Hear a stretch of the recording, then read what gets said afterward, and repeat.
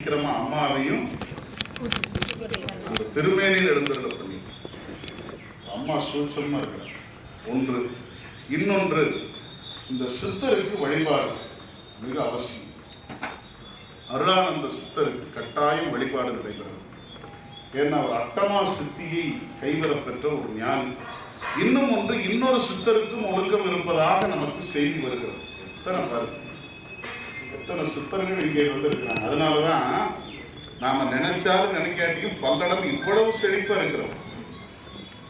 எல்லாரும் சாமிக்கு ஒரு நல்ல கைதட்டு தட்டி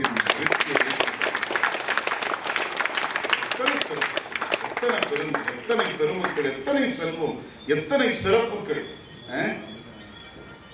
பொருள், தொழில், இதையெல்லாம் தாண்டி இந்த மண்ணை நேசிக்கக்கூடிய வனம் போன்ற அமைப்புகளும் இங்கே இருக்கிறது என்று சொன்னால் நான் சொல்லுகிறேன், நம்முடைய சித்தர்களுடைய சித்துத்தான் இத்தனைக்கும் காரணம்.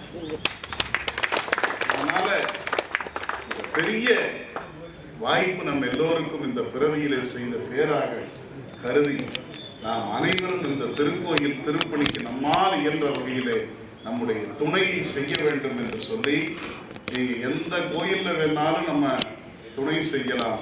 ஒரு சித்தர் வழிபாடு செய்த அனைத்து திருக்கோயிலில் பங்கெடுப்பது என்பது அரிது. அந்த வாய்ப்பு நம்ம ஊர்லேயே நமக்கு கிடைத்திருக்கிறது. ஆகவே அதை நாம் எல்லோரும் பயன்படுத்தி கொண்டு நாம் எல்லோரும் ஆவலோடு எதிர்பார்த்து கொண்டிருக்கிறோம். அந்த திருக்குட நன்னீராட்டு பெருவிழா தேதி, அந்த நாள் குறித்து நமக்கு அறிவிக்கிற போது இன்னும் நாம் மலர்ச்சியோடு மகிழ்ச்சியோடு அந்த பெருவேள்வியில் நம்ம இணைத்துக் கொள்வோம் என்று சொல்லி, வழிபாடு மிக சிறப்பாக பல்வேறு சிவாச்சாரியார்கள் பல்வேறு திருத்தலங்கள் வந்து நம்முடைய சாமிகள் அழைத்து வந்திருக்கிறார்கள். இங்க பாருங்க, மேல சாமியை பாருங்க,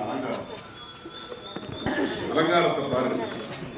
ஒரு நல்ல பட்டு மாலை கொண்டு நம்முடைய சாமியை அலங்காரம் செய்து நமக்காக அவர்கள் வழிபாட்டை 11 திருக்கரசங்கள்ல அந்த இறைவனுடைய திருமேனியை எழுந்தருளச் செய்து அவனுடைய திருநாமமாகிய உருத்திரு நாமத்தை